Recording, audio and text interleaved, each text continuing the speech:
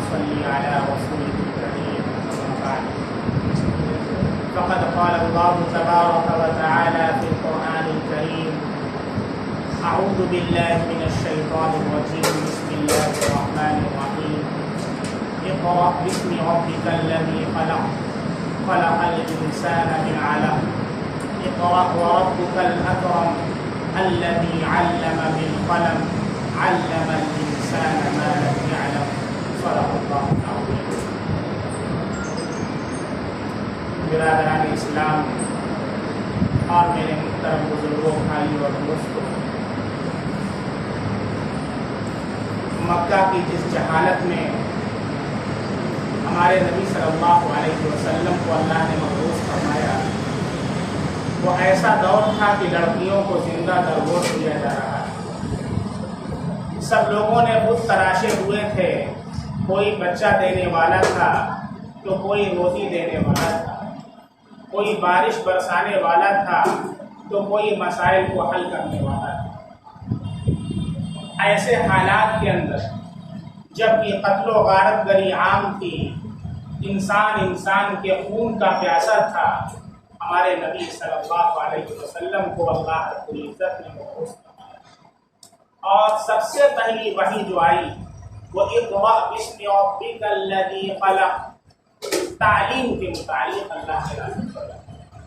ایسے احوال کے اندر جب کہ ہونا یہ چاہیے تھا کہ سب سے پہلے بت پرستی سے منع کیا جاتا، سب سے پہلے ان کو زندہ درگور کرنے سے منع کیا جاتا، لیکن اللہ نے سب سے پہلی وہی تعلیم کے متعلق کیا کہا کہ اقرأ باسم ربک الذی خلق، اے نبی پڑھیے، اپنے اس رب کے نام سے پڑھیے جس نے پورے دنیا کو، پوری کائنات کو پیدا فرمایا.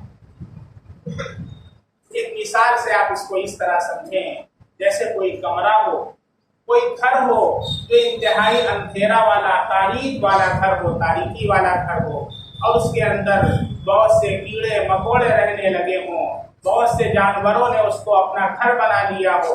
اب کوئی آدمی ایک ایک کیڑے کو مارے تو کتنا وقت لگے گا، پھر بھی نہیں مار پائے.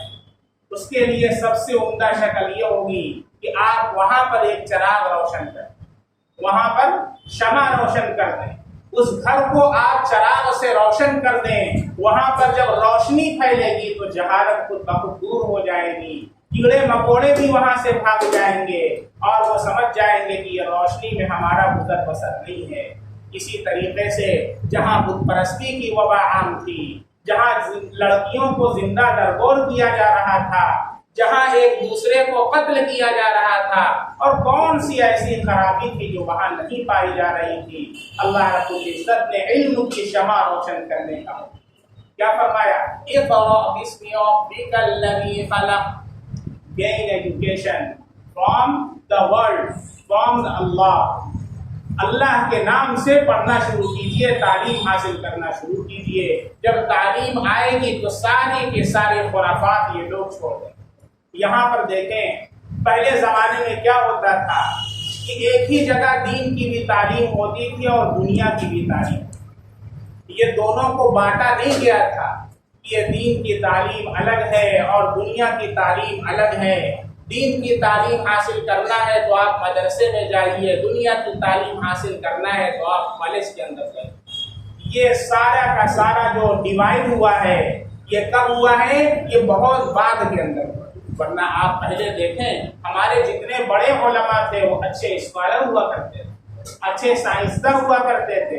مدرسے سے پڑھ کر کے انہوں نے جو ایجادات کی ہیں اس سے آج پوری دنیا فائدہ اٹھا ہے. بہت سارے نام میرا ویڈیوز کے اوپر آ چکا ہے، آپ اسے دیکھ سکتے ہیں کہ کتنے بڑے بڑے لوگ، الغزالی، علامہ الغزالی رحمۃ اللہ علیہ، اتنے بڑے امام ہیں، تصوف کے امام ہیں، بہت بڑے عالم ہیں.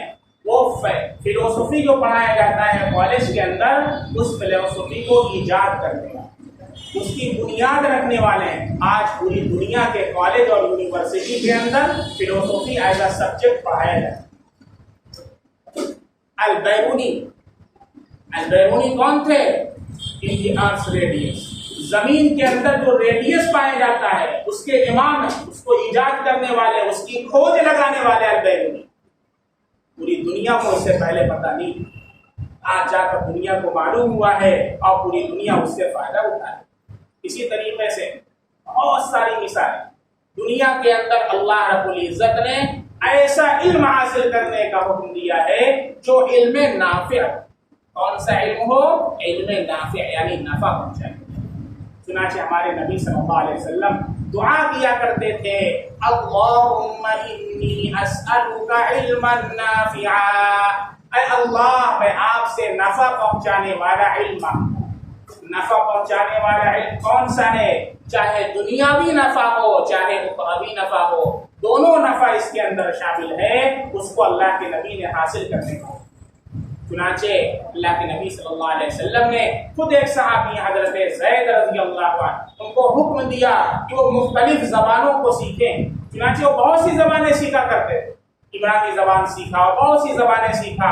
اللہ کے نبی صلی اللہ علیہ وسلم کو خط لکھوانا ہوا تو بہت سی زبانیں سیکھتے تھے اور پھر ان کو لکھ کر کے بادشاہوں کے پاس بھیجا کرتے تھے۔ یہ زبانوں کو سیکھنے کا علم بھی اللہ کے نبی نے اس کا حکم دیا۔ آج ہم نے ان دونوں کو الگ الگ کر دیا ہے اور دنیا سے بہت دور جا کر کے بیٹھ گئے ہیں۔ مسلمان قوم آج اس تعلیم کے اندر سب سے پیچھے ہے، اللہ نے جس کا حکم سب سے پہلے آیت کر دیا۔ اس لیے میری درخواست ہے سارے مسلم نوجوانوں سے جو ہائی اسکول پڑھ کر کے انٹر پڑھ کر کے بیٹھ جاتے ہیں اور بہت سے اکثر حضرات کا ذہن تو باہر جانے کا ہے، جس سے پوچھو کیا ٹارگیٹ کیا ہے، what is your future plan? کچھ فیوچر پلان نہیں ہے، آگے کیا کرنا ہے، کیا ٹارگیٹ ہے، زندگی کا کیا مقصد ہے، کچھ بھی نہیں۔ نہ کبھی کسی سے مشورہ کرتے ہیں، نہ کبھی اس پر کام کرتے ہیں۔ ہائی اسکول کر لیا، انٹر کر لیا، بہت کر لیا، گریجویشن کر لیا اور پھر اس کے بعد لوڈو کھیلنے میں مست، گولی کھیلنے میں مست، کیرم کھیلنے میں مست، بس یہیں تک ہماری اڑان ہے۔ ہمیں تو پوری دنیا کو عدل کا درس دینا ہے، پوری دنیا کو ہمیں فائدہ پہنچانا ہے۔ اس لیے نوجوانوں، آج کل کے ایگزامس ہو رہے ہیں، آپ دیکھ رہے ہیں مسلمانوں کا پرسنٹیج کتنا کم ہے۔ جو ادارے اس کے لیے کھولے گئے، باقاعدہ جامعہ ملیہ کے اندر اقلیتی ادارہ قائم کیا گیا، اس کے اندر جو اقلیت مائنورٹی سے متعلق ہیں ان کو سول سروسز کی تیاری کروائی جائے گی اور بعد میں اس کے اندر غیروں کو بھی شامل کر لیا گیا۔ تو جس کے لیے قائم کیا گیا تھا وہ ایک دم نہ کے برابر ہیں اور غیر ہی اس کے اوپر حاوی ہے۔ یہ صورت ہے۔ اردو زبان جو ہماری قومی زبان ہے، اس زبان کے بارے میں یہ حال ہے کہ کسی بھی نوجوان سے میں کہوں کہ ذرا سا آپ ایک پیراگراف پڑھ دیں کسی اخبار کا، پڑھنے کی صلاحیت نہیں ہے۔ اچھے اچھے ٹیچرس نہیں ہیں جو باقاعدہ میتھمیٹکس پڑھاتے ہیں، مسلمان ہیں، باقاعدہ وہ فزکس پڑھاتے ہیں، بایو پڑھاتے ہیں، ان سے اگر میں کہہ دوں ایک پیراگراف اردو کا پڑھ دیجیے تو پڑھنے کی صلاحیت نہیں ہے۔ اللہ ماشاء قوم ہم نے اپنی زبان کو خود مردہ کرا دے دی۔ اتنے ایسے یونیورسٹیوں میں شعبے اردو زبان کے ہیں کہ اب باقاعدہ ان کو بند کرنا پڑ رہا ہے، اس لیے کہ کوئی اس کے اندر ایڈمیشن ہی نہیں لے رہا ہے، فالتو پڑا ہوا ہے۔ تو آدمی کیا کرے گا اس کو باقی رکھ کر کے، اس کو باقاعدہ میں نے کتنی بار اسٹیٹس لگایا ہے، جامعہ ملیہ کے اندر کئی شعبے ہیں، علی گڑھ کے اندر اردو میں کوئی داخلہ ہی نہیں لے رہا ہے۔ اردو زبان کو ہم نے خود مار دیا ہے اور پھر ہم رونا روتے ہیں جب سرکار کی طرف سے کوئی اعلان آ رہا ہے کہ فلاں یونیورسٹی سے اردو کا شعبہ ختم کیا جا رہا ہے، تو پروٹیسٹ کی۔ بھیا پروٹیسٹ کرنے سے کچھ نہیں ہوگا، آپ کو تعلیم حاصل کرنا ہے، آپ کو اپنے بچوں کو آگے بھیجنا۔ اس لیے الحمدللہ آپ کے شہر کے اندر بھی ہم نے ادارہ قائم کیا الحکمہ انٹرنیشنل اسکول کے نام سے، جہاں قوم کے بچوں کو تعلیم دی جا سکے۔ کوئی بچہ ایسا ہے جو یتیم ہے، جس کا کوئی خرچ اٹھانے والا نہیں ہے، تو آپ اس کی کفالت کریں۔ الحمدللہ بہت سے ایسے بچے ہیں تو وہاں پر تعلیم حاصل کریں، جن کو کوئی پڑھانے والا نہیں ہے، اللہ کی طرف سے ہم تیار ہیں اس کو پڑھانے۔ آپ حضرات بھی اس کے اندر شامل ہو سکتے ہیں، یہ بھی بہت بڑی اس کی کفالت ہے اور صدقہ جاریہ ہے۔ اللہ رب العزت کے یہاں اس کا اجر آپ کو ملے گا۔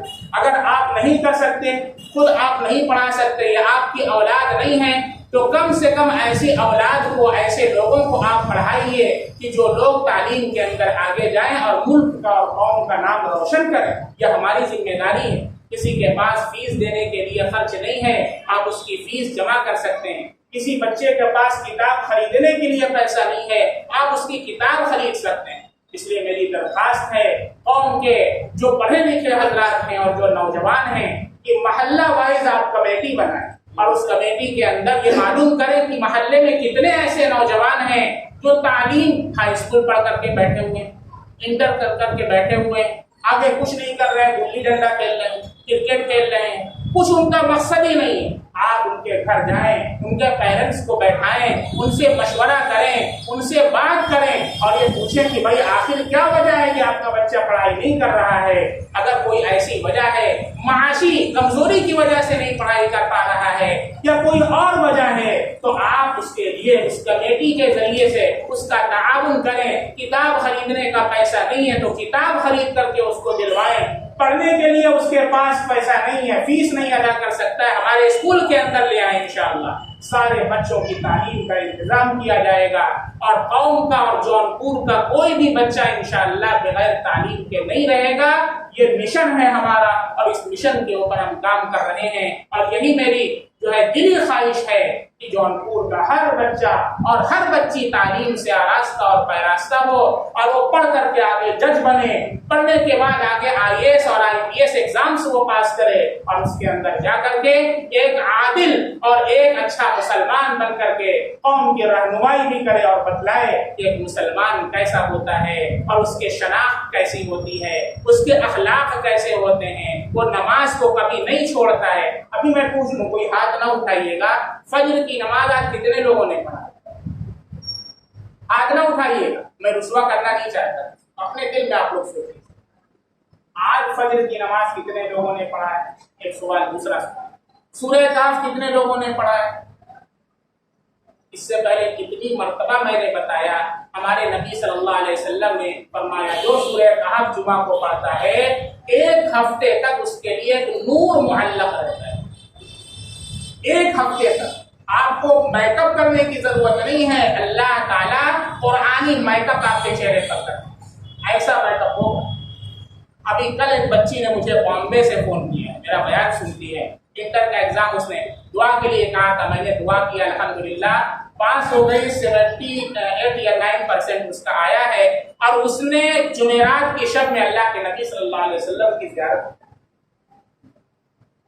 حافظ صاحب کے گھر میں، حافظ سراج صاحب بچی ہے، ایسے ماحول کے اندر رہتی ہے کہ جہاں پر ارتداد کا ماحول ہے۔ یہاں جونپور میں تو بہت غنیمت ہے، ممبئی میں جہاں ہم لوگ جوگیشوری میں رہتے تھے گیٹ کے باہر نکلنا مشکل ہوتا تھا، لڑکیاں اتنا پہنتے ایسے گھومتی۔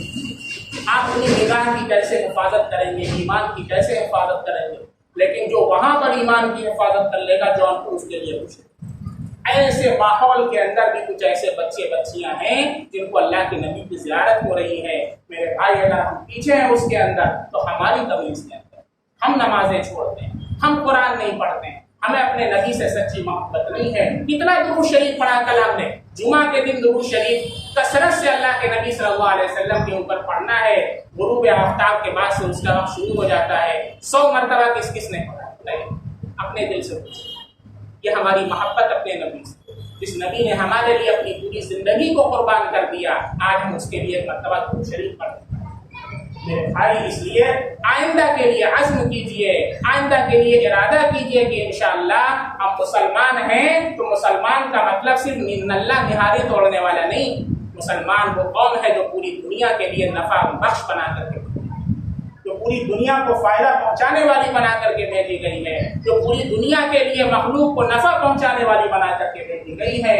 اس لیے آج سے ارادہ کریں انشاءاللہ ہم اپنا کردار ادا کریں گے، اپنا رول پیش کریں گے۔ اللہ نے جس مقصد کے لیے ہمیں پیدا کیا ہے کہ خلقت نفعا للناس، پوری مخلوق کے لیے نفع والا بنا کر کے بنایا ہے، اپنی ذات سے ہم لوگوں کو نفع پہنچائیں۔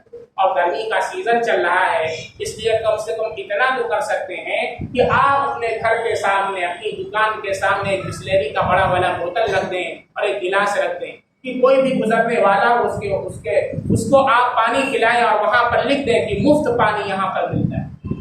10 لوگ بھی پانی پیئیں گے انشاءاللہ تو ایک پیغام جائے گا کہ مسلمان قوم دوسروں کو پانی پلانے۔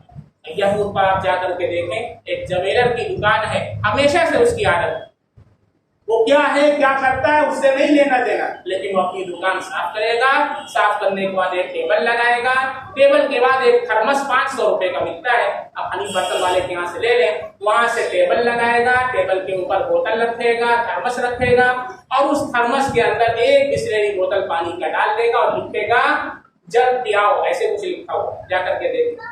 جو کام ہمیں کرنا تھا وہ غیر قومیں کر رہی ہیں۔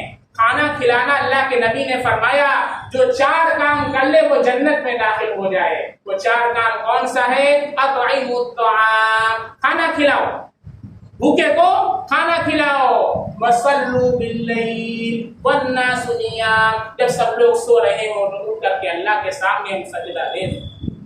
افشوا السلام، سلام کو عام کرو، پہچان کر کے سلام نہیں کرنا ہے بلکہ سلام کو عام کرنا ہے، اللہ کے کلام کو عام کرنا ہے۔ اللہ کے نبی فرماتے ہیں جنت کے اندر داخل ہو جائے۔ میرے بھائی جو کام ہمیں کرنا تھا آج غیر قومیں کر رہی ہیں، آج سے نیت کریں انشاءاللہ جس مقصد کے لیے اللہ نے بھیجا ہے اس مقصد کے اندر ہم پورے اتریں گے، ایک رول ماڈل بن کر کے ہم پوری دنیا کو دکھلائیں گے، اپنی ذات سے پورے محلے والوں کے لیے ہم نفع بخش بنیں گے، نہ یہ کہ ہم اپنے گھر کا کوڑا دوسرے کے سامنے ڈال دیں تاکہ لوگ یہ سمجھیں کہ وہ مسلمان یہی کرتے ہیں۔ آپ کے گھر کا جو نالی کا پائپ ہے وہ پائپ ہمیشہ پھٹا ہی رہتا ہے، وہ ہمیشہ پھٹا ہی رہتا ہے۔ آپ شادی کے اندر لاکھوں کروڑوں خرچ کرتے ہیں لیکن آپ کے پاس اس پائپ کو صحیح کروانے کے لیے پیسہ نہیں۔ کیا پیغام دے رہے ہیں؟ کیونکہ یہ مسلمان ہے، اس مسلمان کا دین یہی سکھاتا ہے کہ اس کا پائپ پھٹا رہے اور جتنے لوگ گزرے سب کے کپڑے پر گندا پانی جائے، گندے پانی کا چھینٹا جائے، یہی مسلمان ہے، یہی اس کے اندر تعلیم دی۔ میرے بھائی یہ مسلمان کا فریضہ نہیں ہے، یہ تو بہت افسوس کی بات ہے جو ہم کام یہ کر رہے ہیں۔ ذرا آپ مسلم محلوں کے اندر چلے جائیں اور دیکھیں کتنی گندگیاں ہیں۔ اللہ کے نبی نے فرمایا الطہارۃ شطر الایمان، باقی آدھا ایمان۔ کیا ہمارا ایمان باقی رہ گیا؟ اپنے گھر کو نہیں صاف کر سکتے، اپنے گھر کے سامنے نہیں صاف کر سکتے۔ میرے بھائی اپنے ایمان کو کامل کریں۔ نماز پڑھنا یہ ایمان کا ایک حصہ ہے لیکن کامل ایمان کا حصہ آدھی پاکی اللہ کے نبی نے صفائی کو بتلایا ہے۔ اس لیے اپنے آپ کو مومنانہ صفات سے آراستہ و پیراستہ کریں اور محلہ وائز کمیٹی کو تشکیل دیں۔ قوم کے نوجوانوں سے میری درخواست ہے تھوڑی سی رات توجہ فرمائیں گے تو ایک انقلاب برپا ہو سکتا ہے۔ اللہ رب العزت ہم سب کے بیٹھنے کو اور سننے کو قبول فرمائے اور اللہ ہم سب کو علم و عمل کی توفیق عطا فرمائے۔ وآخر دعوانا الحمدللہ۔